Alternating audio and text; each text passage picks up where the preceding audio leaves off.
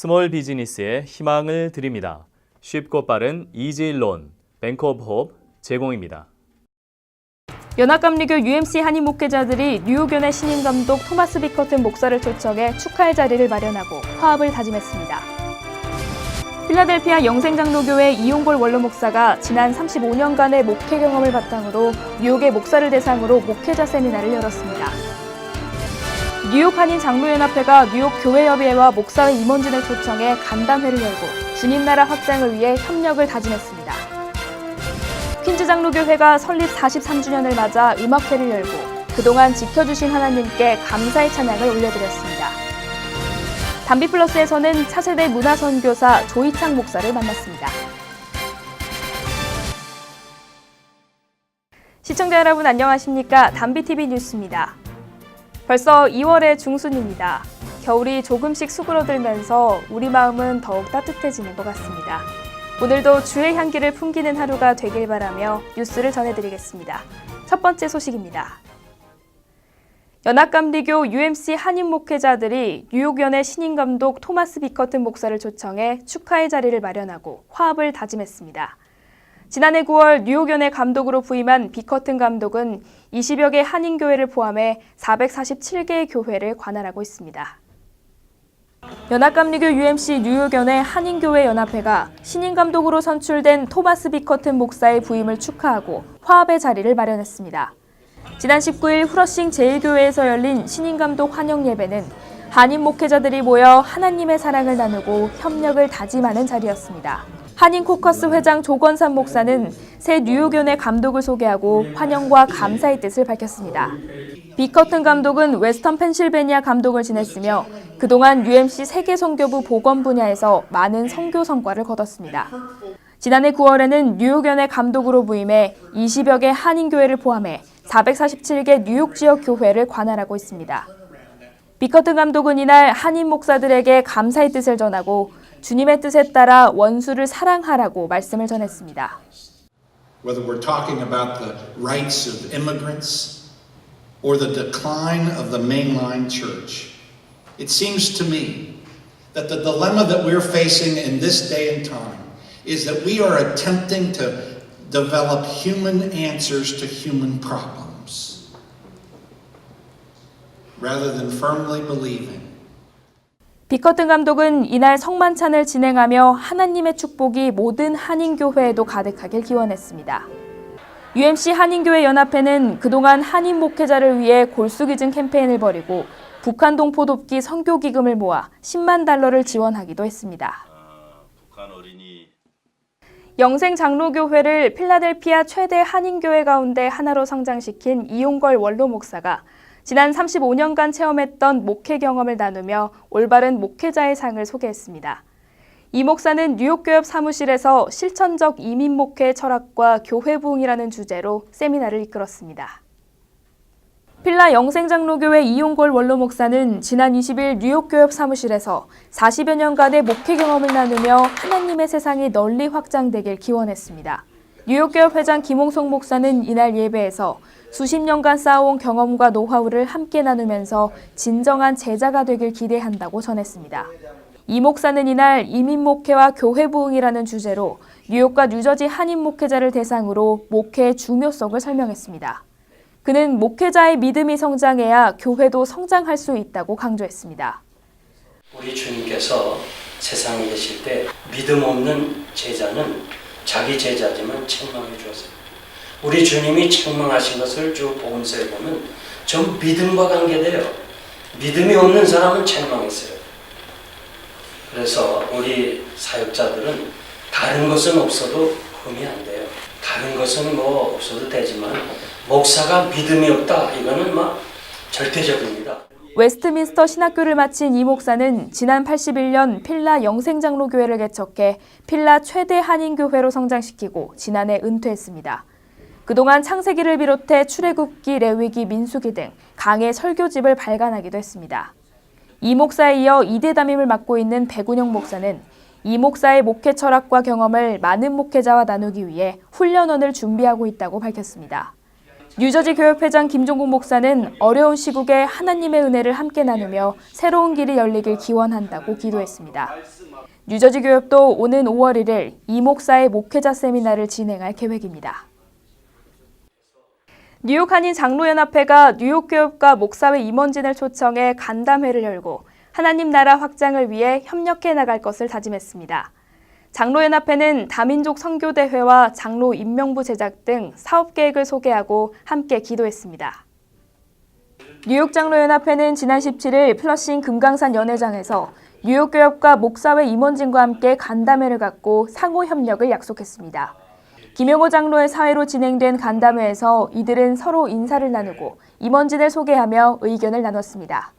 장로연합회 회장 손성대 장로는 뉴욕 교계의 발전과 화합을 위해 뉴욕의 단체들이 서로 관심을 갖고 협력해 나가길 바란다고 말했습니다. 뉴욕 교협 회장 김홍성 목사는 각 교회의 장로들이 모여 함께 주님의 뜻을 이루기 위해 헌신하고 있다며 감사의 뜻을 전했습니다. 뉴욕 목사회 회장 김상태 목사는 장로연합회는 장로들의 경험과 노하우를 바탕으로 교계를 새롭게 일으켜 세울 수 있는 힘이 있다면서 화합을 다짐했습니다. 다민족 선교대회 준비위원장 황규복 장로는 다양한 민족이 함께 모여 하나님을 찬양하는 선교대회의 의미를 되새기며 협력을 요청했습니다. 또한 뉴욕교회 장로 임명부 제작 등 2017년 사업계획을 소개했습니다. 이들은 불안한 정세에 놓여있는 한국이 하나님의 나라로 다시 세워지길 기원하며 함께 기도했습니다. 퀸즈 장로교회가 설립 43주년을 맞아 하나님께 감사의 찬양을 올려드렸습니다. 남성 합창단 킹스콰이어와 여성으로 구성된 블레싱 콰이어는 함께 주님을 찬미하며 화합의 음악잔치를 벌였습니다. 지난 19일 퀸즈 장로교회는 설립 43주년을 맞아 하나님을 향한 기쁨과 감사의 찬양으로 가득 찼습니다. 김성구 목사는 이날에라는 주제의 말씀을 통해 하나님의 교회를 세워주시고 지난 43년 동안 지켜주신 주님께 감사의 메시지를 전했습니다. 남성들로 구성된 킹스콰이어는 남성미 넘치는 뜨거운 찬양으로 축제의 장을 연출했습니다. 여성 합창단 블레싱 콰이어도 바디워십으로 꾸며진 아름다운 찬양을 선보이며 주님을 찬미했습니다. 찬양제는 이단비의 오보의 연주와 이주혁의 첼로 연주로 다채로운 무대를 선보였습니다. 마지막 무대에서는 출연진과 모든 교인들이 주님께서 주신 교회를 함께 찬양하며 화합의 음악회로 막을 내렸습니다. 플러싱 한복판에 있는 퀸즈 장로교회는 한국어와 영어뿐만 아니라 중국어와 러시아 예배를 드리는 다민족 하나님 공동체로 성장하고 있습니다. 퀸즈 장로교회는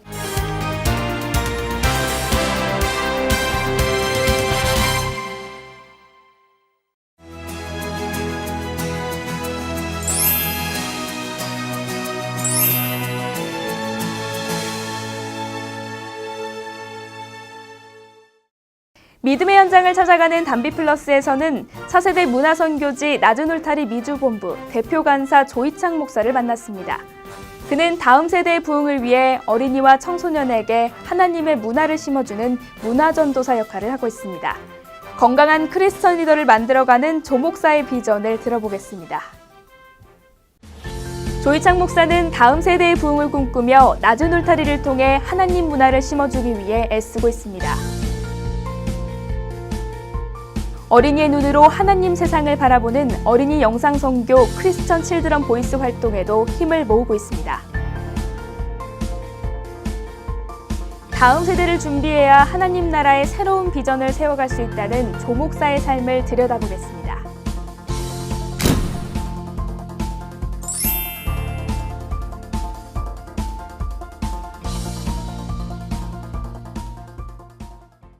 안녕하세요. 담비 같은 사람들입니다. 그리스도인으로서 분별력을 갖고 사는 것은 굉장히 중요합니다. 하지만 넘치는 정보의 홍수 속에 살면서 우리가 어떻게 분별하며 살아갈지, 그리고 우리의 자녀를 어떻게 분별력 있게 키울지 정말 고민 많으실 텐데요.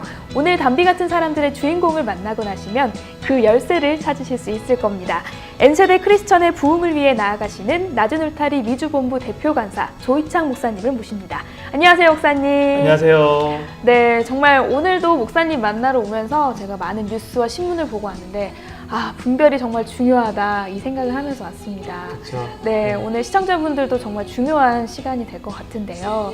참 낮은 울타리 사역을 미주본부 대표 간사를 하시면서 귀하게 하고 계시는데 낮은 울타리 많은 분들이 궁금해하실 것 같습니다. 좀 소개 좀 부탁드립니다. 네. 낮은 울타리는 28년 전에 네. 세워진 선교단체예요. 특별히 다음 세대가 부흥되어지는 것을 비전으로 네. 만들어진 선교단체이고 그리고 가정과 우리 정말 문화가 아름답게 하나님의 문화로 또 하나님의 가정으로 회복되는 것을 비전으로 세워진 선교단체입니다. 네. 그리고 한국에서 처음 출발을 했고요. 지금은 제가 이제 미주본부로 섬기고 있고 지금은 뉴욕과 뉴저지 또 미국의 주요 도시들 그리고 남미의 페루 그리고 중국 그리고 호주의 시드니 또 이런 지역들에서 지부가 세워져서 활동되고 있고 총 13개 본부와 지부에서 이런 사역들을 펼쳐가고 있습니다. 그러면 낮은 울타리가 가지고 있는 그 지향점은 어떤 것인가요? 그 낮은 울타리가 가진 지향점은 결국은 정말 그 더 많은 영혼이 하나님을 깊이 있게 만나고 하나님 안에서 회복을 누리고 또 회복을 누린 사람들이 하나님의 말씀과 하나님의 진리를 잘 받아들여서 그들이 하나님의 주시는 가치관들, 네. 하나님의 진리들을 가지고 시대를 분별할 뿐만 아니라 그런 어떤 메시지들을 뭐 문화를 통해서든 삶을 통해서든 어떤 자녀 교육을 통해서든 드러내게 하는 것 자체가 우리의 지향점이라고 할 수 있겠습니다. 정말 이 시대에 더욱더 중요한 사역이라고 제가 생각이 드는데요. 제가 좀 찾아봤더니 홈스 회복학교, 통찰력 학교, 그리고 미디어 세미나 등 굉장히 많은 프로그램을 하고 있더라고요. 이런 사역에 이렇게 시작을 하게 된 계기가 따로 있었나요? 네, 이제 낮은 울타리 사역은 처음에는 네. 다음 세대를 중심으로 하는데 그들이 살아가는 시대가 문화 시대더라고요. 미디어 시대. 저희가 네. 1990년 그때 출발을 했는데 네. 그때 한참 한국에서 이제 문화적인 것들이 이슈가 되기 시작했을 때였어요. 네. 그래서 그 다음 세대가 건강하려면 이 문화를 잘 분별하고 또 문화 가운데 선한 영향을 끼치는 세대를 키워나가는 것이 너무 중요하겠다라는 네. 것을 가지게 된 거죠. 그래서 N세대가 출발점이고 그들이 살아가는 문화와 미디어 근데 그것을 분별하는 세계관 그래서 네. 기독교 세계관을 가르치게 하는 사역들 교육이 이루어지고 그걸 좀 구체적으로 말하면 통찰력, 네. 분별력이 되더라고요. 그래서 요즘 통찰력 학교도 하고 뭐 세계관 교육하는 주니어 세계관 학교, 주니어 통찰력 학교 이런 것들을 저희가 사역을 하고 있고 그러니까 또 하나가 이제 제가 미국 와서 주로 많이 느낀 건데 네. 이런 강의를 하고 이런 것들을 터치하고 싶은데 네. 너무 많은 우리 부모님들이나 자녀들, 다음 세대가 상처가 너무 많이 있더라고요. 상처가 많으면 그 상처 때문에 하나님의 올바른 진리, 올바른 가치관, 하나님의 말씀을 잘 못 받아들이더라고요. 네. 그래서 그것을 잘 받아들일 수 있는 부드러운 땅으로, 부드러운 마음으로 이제 기용되도록 하는, 잘 회복되도록 돕는 사역을 해야 된다는 필요성을 느꼈어요. 그래서 그렇게 회복되었을 때, 하나님 안에서 상처가 회복되었을 때 그 마음 가운데 네. 예수 그리스도의 생명이 제대로 흘러가고 하나님의 말씀의 진리가 잘 숨겨지고 또 그 은혜가 있을 때 결국은 우리가 처음에 말씀드렸던 문화와 미디어를 분별할 수 있는 분별력, 네. 올바른 세계관, 통찰력 그런 분별력들이 생기더라고요. 아직 하나님을 만나지 못했거나 너무 어려서 그 깊이를 모르는 사람들한테는 이게 와닿지 않을 것 같아요. 그렇죠. 그래서 참 이런 거를 이끄는 거나 그리고 자녀를 교육하는 데 있어서 굉장히 중요할 것 같은데 네. 올바른 그런 크리스천 인재로 키우려면은 네. 어떻게 좀 해야 될지 목사님이 좀 알려주시면 감사하겠습니다. 네. 이제 우리 다음 세대들에게 키우고자 할 때 첫 번째로는 예수님을 만나는 네. 그런 영성이 있고 생명력이 있는 아이를 키우는 것. 네. 두 번째 지향점은 이 시대 가운데 올바른 성경적 세계관을 가지고 통찰력과 분별력을 가진 아이들로 키우는 것. 네. 그 다음에 또 하나가 이제 미디어 시대잖아요. 네. 계속 오늘 나오고 있는 주제인데 미디어 시대 가운데 그 미디어를 스스로가 분별하고 네. 또 올바르게 정복하고 또한 근데 그게 너무 좀 과도하게 많이 썼다 싶을 때는 때때로 미디어 금식을 통해서 그렇죠. 미디어를 절제할 줄 아는 아이들로 키우는 것. 정리하자면 미디어 관련돼서는 분별과 정복, 때때로 미디어 금식 그렇게 정리하면 핵심적인 키워드가 나온 것 같아요. 문화도 마찬가지예요. 문화도 너는 하나님의 자녀로서 문화를 분별하며 자라나야 돼. 그래서 볼 때 그냥 애들이 그냥 재밌게만 보려고 그러거든요. 네, 생각하기 싫어하는데 힘들지만 네. 엄마 아빠가 사실은 마음에 이런 분명한 가치를 가지고 계속 도전을 해줘야 돼요. 그래서 제가 이제 대학원을 미디어 교육, 언론대학원에서 미디어 교육을 전공했는데 네. TV 노트라는 게 있어요. 어. TV 읽기 노트, 또 네. 영화 읽기 노트 이런 것들이 있는데 뭐 많이 복잡하지 않게 오늘 봤던 프로그램, 영화도 마찬가지고요. 제목이 뭔지 그 드라마나 또는 영화의 그 메인 메시지, 네. 주제가 무엇인지, 메인 어떤 메시지가 무엇인지를 보고 그다음에 그 문제 가운데 분명히 갈등이 존재하거든요. 드라마나 영화나 네, 갈등이 이제 해소되는 것이 핵심 스토리인데 그 갈등이 어떤 걸 통해서 풀어지는지를 적어보게 하는 거예요. 그럼 사실은 그 영화의 핵심적인 어떤 해결책이 나오거든요. 네. 처음에는 아직 아이들이 어릴 때는 좀 힘들어요. 네. 뭐 그럼 필요하면 뭐 좀 더 어린 아이들은 그림을 그려보게 해도 되고요. 좋았던 장면, 안 좋았던 장면을 그리고 좀 더 이제 한 3, 4학년만 되기 시작해도 충분히 하기 시작하거든요. 근데 한두 번 해보고 나면 이게 프레임이 생기더라고요.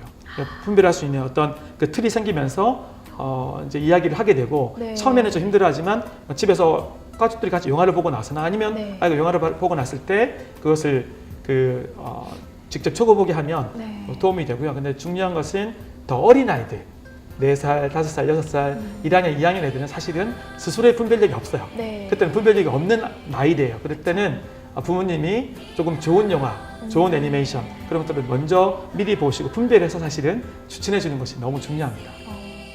맞아요. 특별히 이제 목사님께서 처음으로 미디어 금식 캠페인을 제안하시고 시작하셨잖아요. 네. 그렇기 때문에 정말 중요한 것 같아요. 네. 10년 넘게 지금 실행을 하고 있으신 거잖아요. 네. 2005년도에 미디어 금식 캠페인을 고난주간 캠페인으로 네. 정식 캠페인으로 처음 2005년에 제안을 했었는데 생각보다 빠른 속도로 이게 네. 확산되었었어요. 그전에도 조금씩 하는 분들이 계셨거든요. 네네네. 근데 정식으로 이제 캠페인을 한 거는 그때 처음이었는데 하는데 뭐 그 많은 캠페인을 시작하자마자 많은 언론사에서 네. 연락이 오시면서 취재를 하시고 또 보도가 되고 그러면서 정말 빠른 속도로 보도가 되었어요. 그래서 네. 그걸 보면서 이게 너무 필요한 것이었구나라는 생각이 들었고 이제 그 효과는 그런 게 있었던 것 같아요. 그 이제 미디어를 평소에 쓸 때는 내가 그렇게 많이 쓰는지 모르거든요. 네. 근데 이제 고난 주간 동안 이제 그 미디어 금식을 하면서 내가 생각보다 너무 많이 쓰고 있었구나. 미디어를 안 쓰는 동안, 금식을 하는 동안 네. 훨씬 더 내가 생산적인 책을 읽거나 성경을 읽거나 뭐 가족과 대화를 나누거나 훨씬 더 생산적인 일을 할 수 있구나라는 깨달음을 하게 되는 경우는 많이 보게 됐어요. 네. 그런 이제 이야기들도 많이 듣게 됐고요. 참 좋은 운동을 만들어 주시고 이렇게 건강한 가정을 만들 수 있도록 많이 헌신을 하고 계신 모습이에요. 참 그래서 오늘 만남이 저는 너무나도 감사하고 네. 또 너무 감동적인데요. 제가 이제 시청자분들도 그렇게 생각하시겠지만 목사님이 계속해서 이 신학의 길을 걸어오셨나 이런 문화 사역을 네. 걸어오셨나 하고 생각을 하실 것 같은데 네. 제가 알기로는 목사님께서 원래는 언론 네. 그리고 미디어 이쪽을 원래 공부를 하시다가 뒤늦게 신학을 공부하셨다고 네. 하는데 어떤가요? 네. 그러니까 처음에 제가 이제 나주노타리를 대학교 졸업하자마자 들어갔어요. 네. 그러니까 그때도 동일하게 오늘 쭉 나눴던 비전처럼 저는 하나님이 주신 소명과 비전이 다음 세대가 부흥되는 것, 정말 다음 세대가 부흥되는 것 비전으로 주셨어요. 네네. 근데 이제 저도 말씀드린 것처럼 그들이 문화 세대고 미디어 세대다 보니까 그쪽 분야를 내가 잘 가르치고 교육하는 그런 공부를 하면 좋겠다. 그래서 그런 쪽으로 이제 한국에서도 공부도 하고 네. 그런 강의를 많이 했어요. 나중타리 네. 그런 사역을 많이 했기 때문에 그래서 1년에 한 몇십 번씩 강의를 많이 다녔는데 강의를 쭉 하면서 느낀 게 강의를 하는 가운데 네. 그 말씀을 당연히 제가 기독교적인 전제를 가지고 강의를 하기 때문에 네네네. 말씀을 인용해서 강의를 하면 훨씬 더 파워가 있는 거예요. 그러니까 말씀의 능력이 있는 거예요. 네네네. 그래서 절치면은 평신도 사역으로 계속 하겠다 생각을 했는데 그 말씀의 능력이 있는 걸 보면서 말씀을 또 공부해보고 싶다라는 생각이 드는 거예요. 또 하나는 그런 걸 느꼈어요. 그러면서 느낀 게 그러니까 이제 미디어 이론도 배우고 여러 가지 이론을 제가 이제 일반 대학원에서 이제 공부하면서 배웠는데 네. 이론은 사람을 설득은 시키지만 네. 변화는 못 시킨다 생각을 했어요. 근데 말씀은 사람을 변화시키더라고요. 오, 맞습니다. 네, 그래서 그게 복음의 능력이고 네. 하나님 말씀의 능력인데 그래서 이제 하나님 말씀을 더 공부하고 싶습니다라는 욕심이 생기더라고요. 그 마음에 어떻게 보면 하나님이 주신 어떤 소원인 것 같아요. 그쵸. 그래서 그러고 나서 이제 주위 멘토들한테 여쭤보니까 다들 10분 중에 10분이 다 신학 공부하라고 그러시고 저도 또 마음에 하나님께서 확정을 주시더라고요. 공부하라는 이제 확정을 주셔서 신학 공부를 이제 하게 되었는데 너무 좋았어요. 이제 마지막으로 좀 질문을 드려보고 싶은데요. 목사님이 가지고 있는 N세대의 비전은 어떤 건지 좀 네. 이렇게 정리를 해주시면은 너무 네. 감사하겠습니다. 네, 이제 제가 나중탈 사역을 시작하면서 나중탈이 자체도 비전이 N세대 부흥의 비전이고요. N세대는 Next Generation, 네. 그 다음에 네트워크 제너레이션, 네. 뉴 타입 제너레이션, 네. 그걸 N세대라고 줄여서 말하는데 이제 한국에서 다음 세대 사역 쭉 하면서 앞으로는 열방의 다음 세대가 부흥돼야 된다는 마음의 비전을 주셨어요. 네. 그 다음 세대들끼리는 제 딸만 해도 이제 이 뉴저지에서 살고 있는데 네. 주위에 일본에서 온 친구, 뭐 러시아에서 온 친구, 일본에서 온 친구, 하여튼 뭐 다양한 나라에서 온 친구들이 많이 있더라고요. 네. 인도에서 온 친구도 있고. 네. 그래서 자기네들끼리는 영어로 다 통하잖아요. 그래서 우리 자녀들이 잘 부흥되어지면 그들이 친구들에게 복음을 전하게 될 것이고 그 복음이 열방으로 확산될 거라는 것을 포기하셨어요. 이제 우리 뉴욕 뉴저지만 하더라도 네. 뉴욕만 해도 그 언어 그룹, 랭귀지 그룹이 800개가 있다고 그래요. 네. 또 뉴욕 시티 안에만 엄청난 거잖아요. 전 세계 웬만한 언어는 다 모여 있다 할 정도로 많은 언어가 모여 있는데 네. 여기서 하나님의 놀라운 부흥이 일어나면 그 부흥이 그 800개 언어 그룹의 모국으로 네. 가지 않겠어요. 우리가 한국 왔다 갔다 하는 것처럼. 맞습니다. 그것과 더불어서 우리 한인 디아스포라가 180개국의 선교사님들과 우리 한인 교회들이 180여 국에 나가 있고 6천여 개의 한인 교회가 세워져 있대요.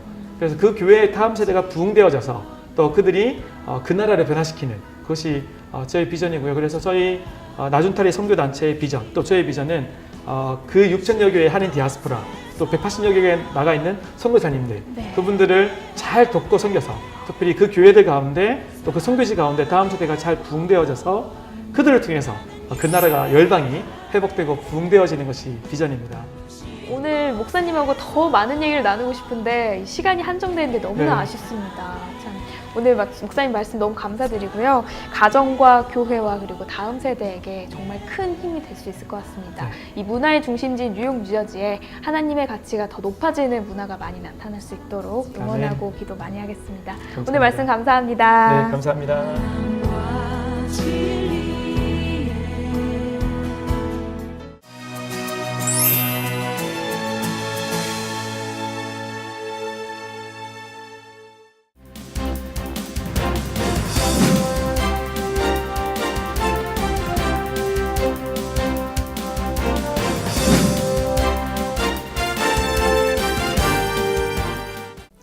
중앙일보와 한국일보로 살펴보는 한 주간의 한인 사회 소식입니다.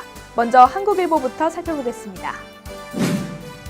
AP통신이 입수한 연방국토안보부 메모에 따르면 도널드 트럼프 행정부가 미국 내 불법 체류자들을 색출하기 위해 10만 명에 달하는 주방위군 투입을 검토하는 것으로 알려졌습니다. 주방위군은 이민관리의 자격을 부여받아 불체자들을 조사하고 체포하는 막강한 권한을 갖게 됩니다. 특히 1110만 명으로 추정되는 불체자들의 절반가량이 이들 11개 주에 거주하고 있는 것으로 추정되고 있어 이번 계획이 실행되면 강제 추방되는 불체자들이 급증하는 등 대혼란이 예상될 것으로 보입니다. 도널드 트럼프 대통령이 이슬람권 7개 나라의 입국 불허를 유지하는 한편 미국 내 불법 체류자 추방을 대폭 확대하는 등 한층 강화된 행정명령을 내놓을 것으로 보입니다. 현재 행정명령의 효력은 정지됐지만 추가 규제를 담은 새 행정명령 발표가 임박함에 따라 또다시 혼란과 반발이 예상됩니다.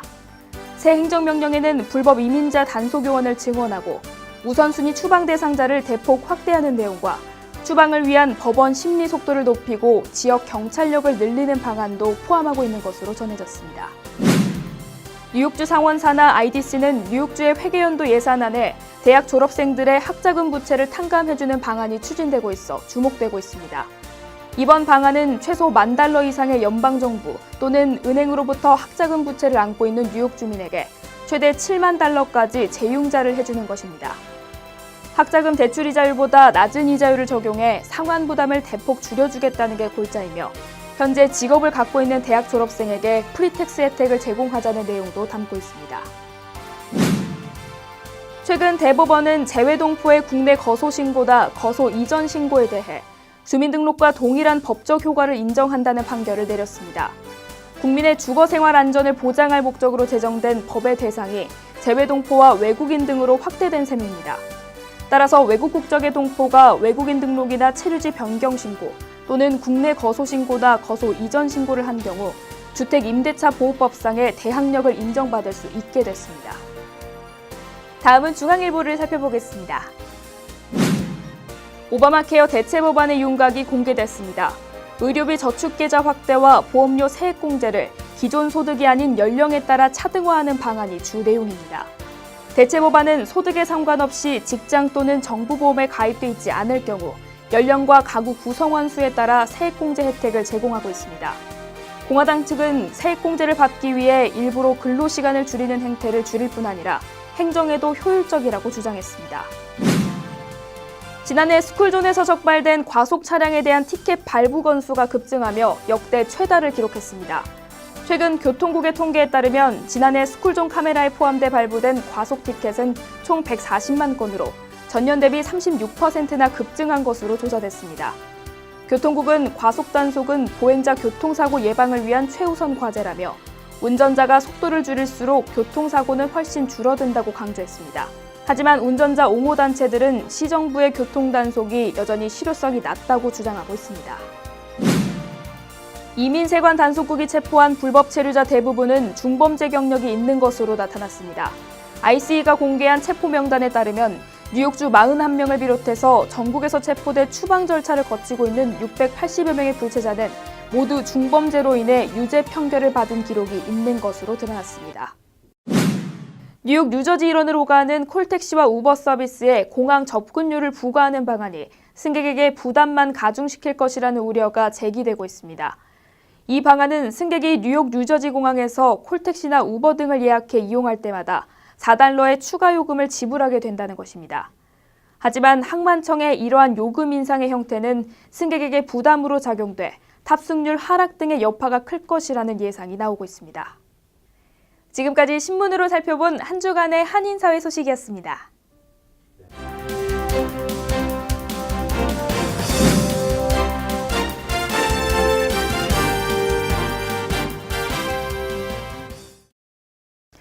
내 욕심을 채우기 위해 살다 보면 나도 모르게 신앙의 벽에 부딪힐 때가 있으실 텐데요. 주님께서는 그런 벽을 허물 수 있도록 사랑과 용서의 복음을 우리에게 주셨습니다. 이번 한 주도 그러한 사랑의 본질을 깨닫고 힘차게 살아가는 한 주가 되길 바랍니다.